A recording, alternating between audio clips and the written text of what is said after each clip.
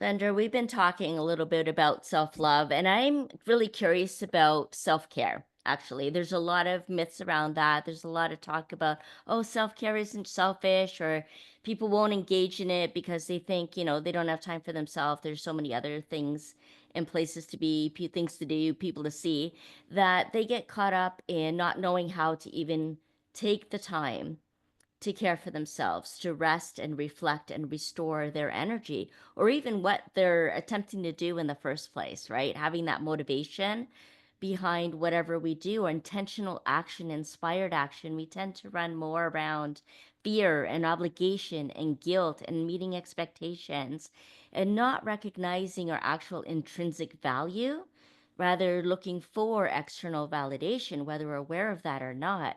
So I'm really curious about you and your audience and what people are thinking about self-care. Like, what do you believe about self-care? Is it a good thing? Is it a bad thing? Is it something that we should be spending more time in, or is it really something that, we can put on the back burner because there's a million other things that we can be focused on right now?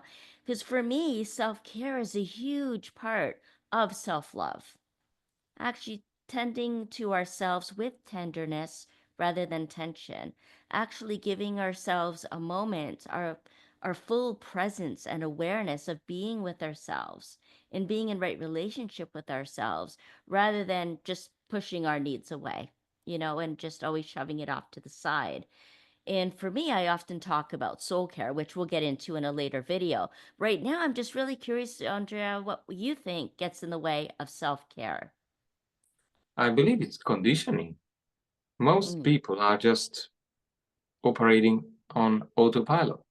They had been coming from an environment where mostly mom and dad, or whoever were bringing them up, had no idea of, for example, my dad had no idea about self-love, probably, or loving others. And when it's not on the agenda, it's not in their life journey, then it falls outside of their consciousness. So they just keep traveling in the same direction, doing the same things as before.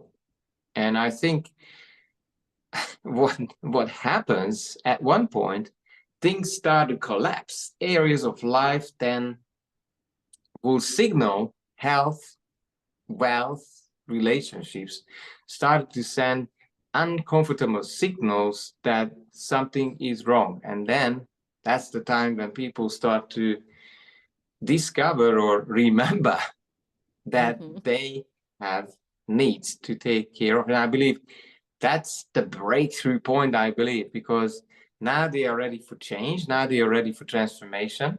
And if that happens, they are going to win, and the whole world is going to win because now they will be back in their authentic self, doing, you know, the most important needs being met, and then they are able to take care of others' needs in the second place.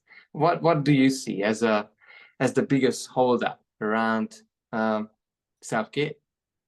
Yeah, our beliefs about what it actually is and what it means, and not really appreciating the value of it, right? Really understanding how essential and important it is.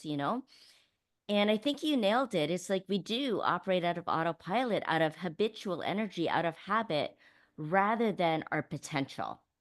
And that's what I'm hearing you talk about is like when we become aware, we become very aware, right? Of how it impacts our lives and our relationships. When we don't engage in that, and then that transformation that happens, and what we see in the transformational cycle is that awareness piece coming in first. And then that whole rite of passage about learning a whole new way of being, about really letting go of anything that's not of us, that's not serving us, and really embodying our full potential and who we came here to be and what we came here to do.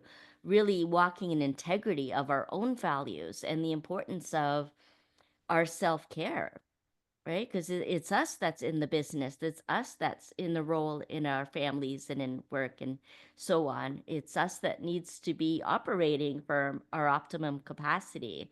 And for self love to come into the picture, that needs to be like an attunement to soul, right?